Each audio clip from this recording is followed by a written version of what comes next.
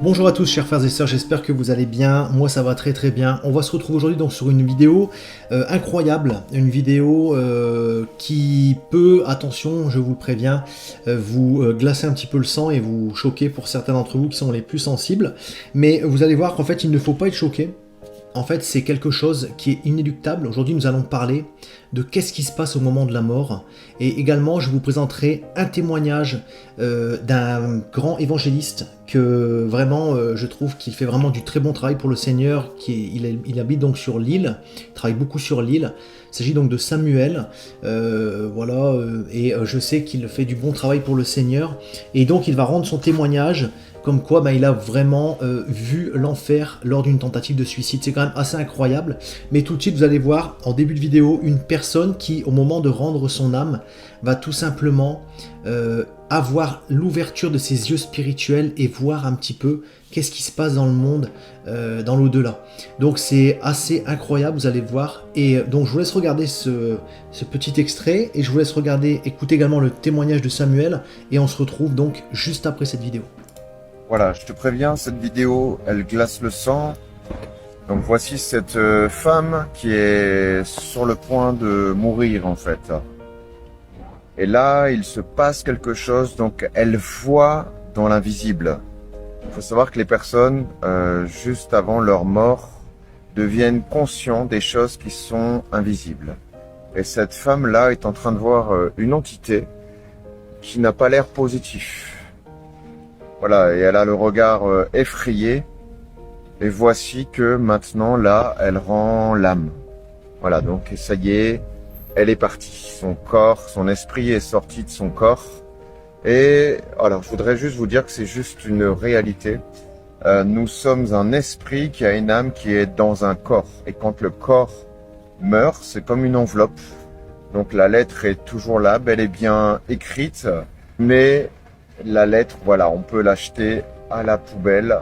Et souvent, nos esprits s'éveillent comme ça au monde spirituel. C'est une réalité, c'est comme ça.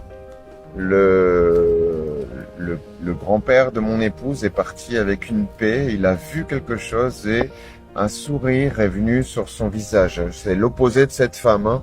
Cette pauvre femme n'est pas partie du bon côté. En tout cas, ça donne l'impression. Je connais le témoignage d'une personne c'était un couple, hein, ils étaient athées tous les deux, athées, donc ils ne croyaient pas en Dieu. Mais lorsque cette femme est partie, ses yeux spirituels se sont ouverts et elle a dit: chérie, l'enfer existe et j'y vais droit dedans. Et elle a rendu son dernier souffle. Donc c'est terrible et c'est pourtant une réalité.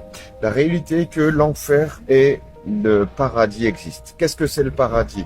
Donc le paradis, c'est tout simplement d'être dans la présence de Dieu, d'être dans la gloire de Dieu. Qu'est-ce que c'est la gloire? C'est sa présence palpable. Et dans la présence de Dieu, il y a la lumière, il y a la vérité, il y a la vie. Et en enfer, c'est d'être loin de sa présence, d'être loin de la bonté, loin de la grâce, loin de son amour, un endroit terrible où il y a des grincements de dents, où il y a des regrets terribles. Voilà, donc je veux pas vous faire peur, je sais très bien que ça glace le sang et c'est pas un message de peur que je veux vous donner, mais juste vous mettre face à une réalité. Peut-être vous y croyez, peut-être vous y croyez pas. La réalité est telle que c'est comme ça. Et moi-même, voilà, je m'appelle Samuel et j'ai vécu une expérience il y a 10 ans. J'ai voulu mettre fin à mes jours, j'ai voulu me suicider et je suis resté en vie. Et j'ai fait cette rencontre avec Dieu, une rencontre majestueuse, une rencontre bouleversante. C'était la rencontre avec Jésus. Et Jésus m'a dit: je t'aime. Et vous voyez, ça a transpercé mon cœur.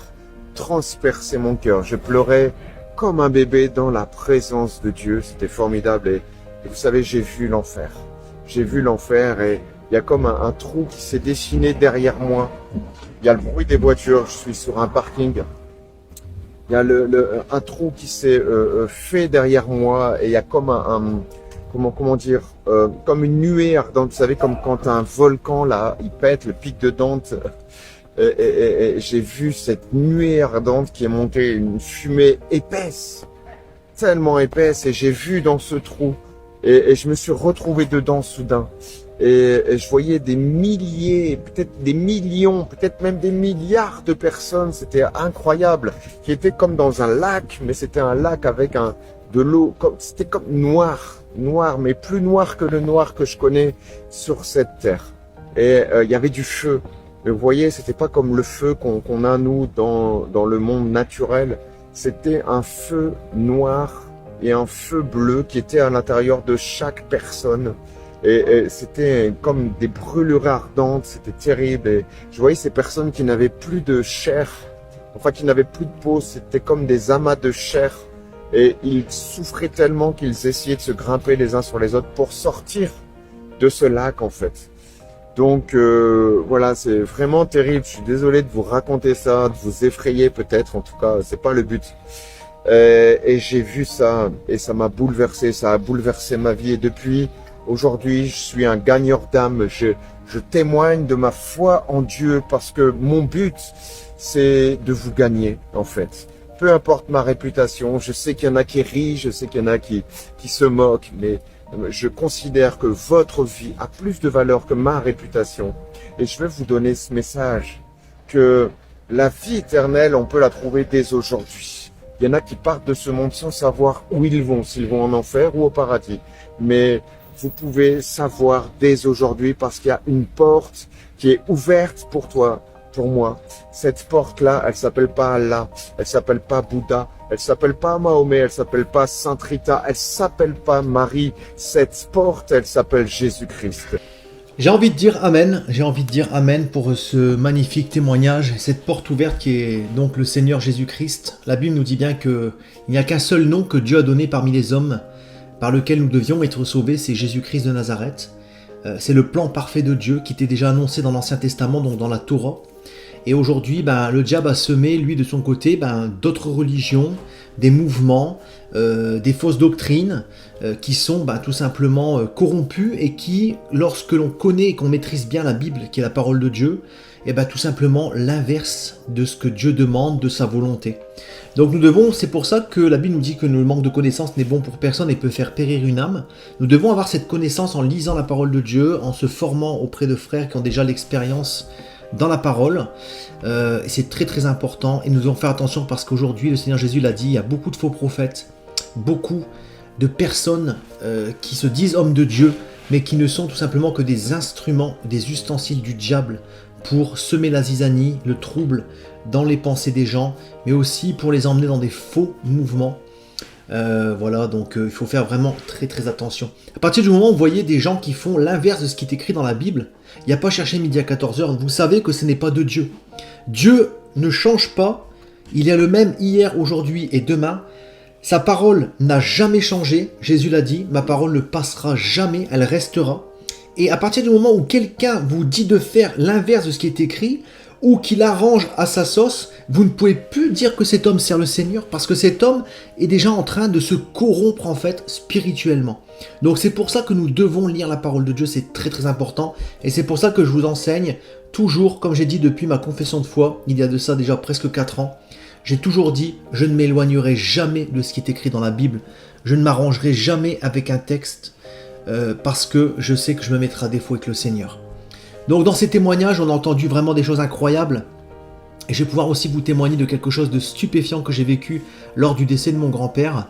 En fait, mes enfants étaient très petits, ils avaient donc 2 ans et 3 ans, et quand mon grand-père est décédé, ils étaient tous les deux assis dans l'escalier et ils regardaient le coin du plafond en souriant. Donc je ne comprenais pas pourquoi ils souriaient, mais en fait,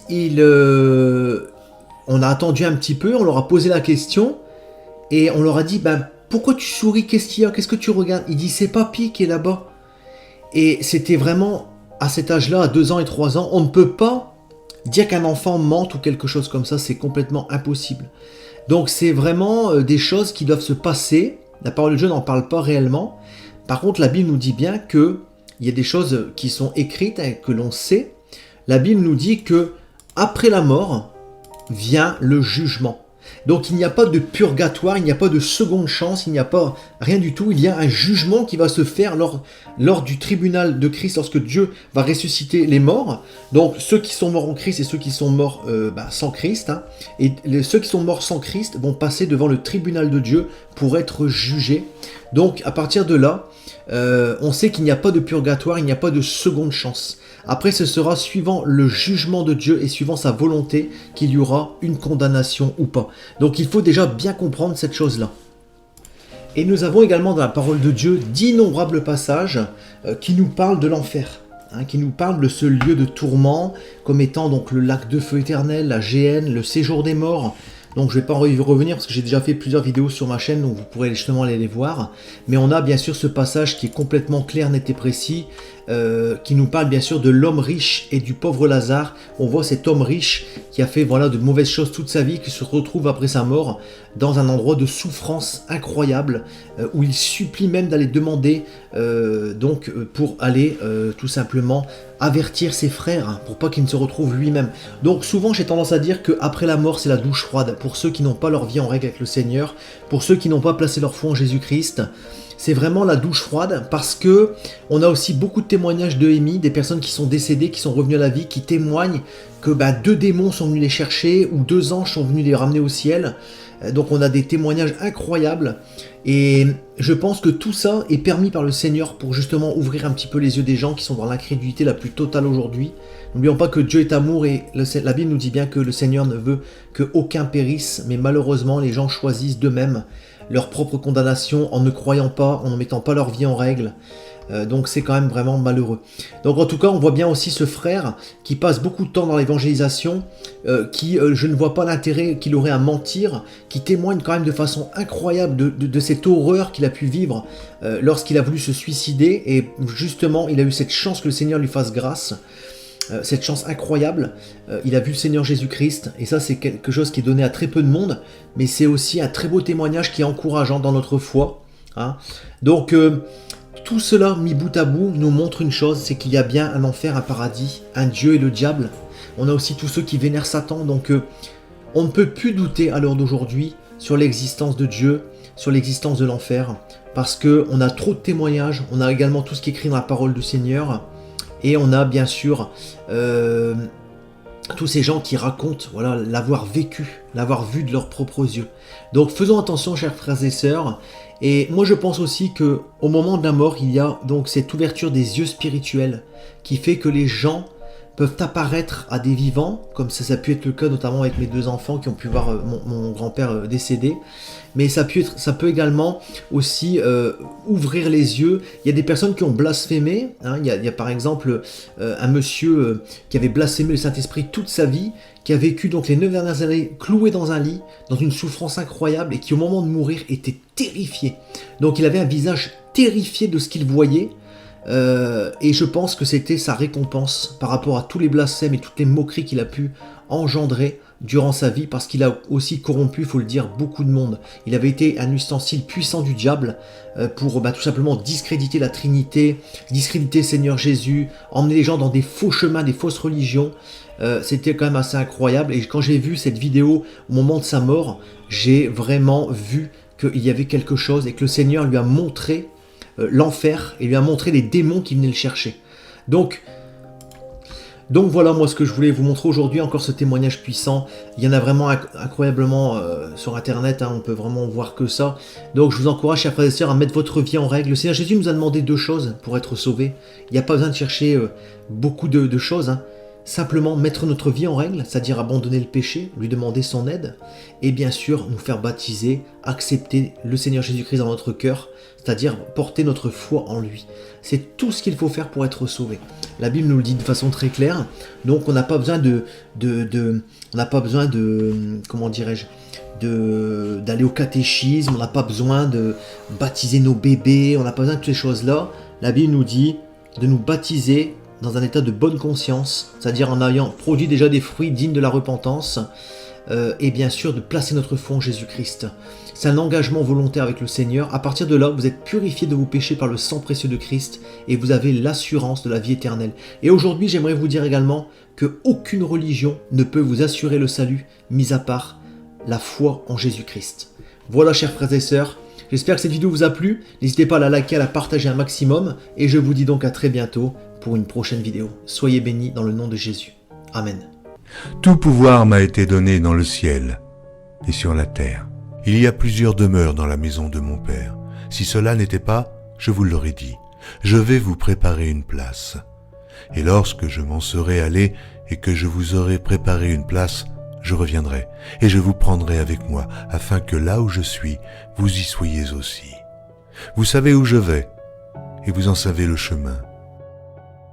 Je suis le chemin, la vérité et la vie. Nul ne vient au Père que par moi. Abraham, votre père, a tressailli de joie de ce qu'il verrait mon jour. Il l'a vu, et il s'est réjoui. Si vous me connaissiez, vous connaîtriez aussi mon Père, et dès maintenant vous le connaissez, et vous l'avez vu. Et je vous le dis, avant qu'Abraham fût, je suis. Seigneur, montre-nous le Père, et cela nous suffit. Jésus lui dit, il y a si longtemps que je suis avec vous, et tu ne m'as pas connu, Philippe. Celui qui m'a vu a vu le Père. Comment dis-tu, montre-nous le Père? Cette bonne nouvelle du royaume sera prêchée dans le monde entier pour servir de témoignage à toutes les nations. Celui qui croira et qui sera baptisé sera sauvé, mais celui qui ne croira pas sera condamné. Je m'étonne que vous vous détourniez si promptement de celui qui vous a appelé par la grâce de Christ pour passer à un autre évangile. Aucun mensonge ne vient de la vérité. Sinon celui qui nie que Jésus est le Christ, celui-là est l'antéchrist, qui nie le Père et le Fils. Quiconque nie le Fils n'a point non plus le Père. Quand un ange du ciel annoncerait un autre évangile que celui que nous vous avons prêché, qu'il soit anathème. Moi, Jésus, j'ai envoyé mon ange pour vous attester ces choses. Je le déclare à quiconque entend les paroles de la prophétie de ce livre. Si quelqu'un y ajoute quelque chose, Dieu le frappera des fléaux décrits dans ce livre. Et si quelqu'un retranche quelque chose des paroles du livre de cette prophétie, Dieu retranchera sa part de l'arbre de la vie et de la ville sainte décrits dans ce livre. Ces paroles sont certaines et véritables. Et le Seigneur, le Dieu des esprits des prophètes, a envoyé son ange pour montrer à ses serviteurs les choses qui doivent arriver bientôt. Et voici, je viens bientôt. Heureux celui qui garde les paroles de la prophétie de ce livre.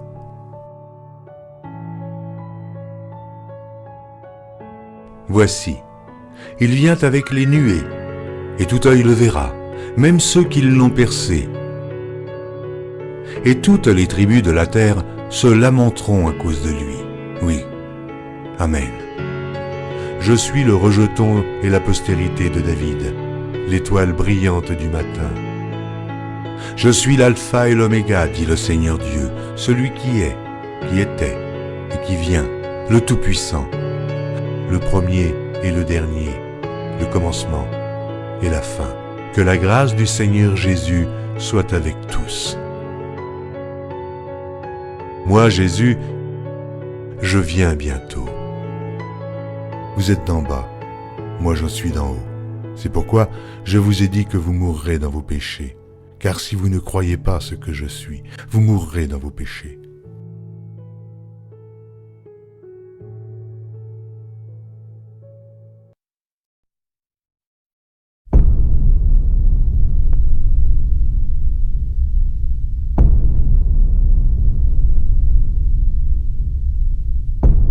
Abonnez-vous et cliquez aussi sur la petite cloche de notification pour ne rien rater de nos prochaines vidéos. N'oubliez pas de partager aussi la vidéo et de la liker.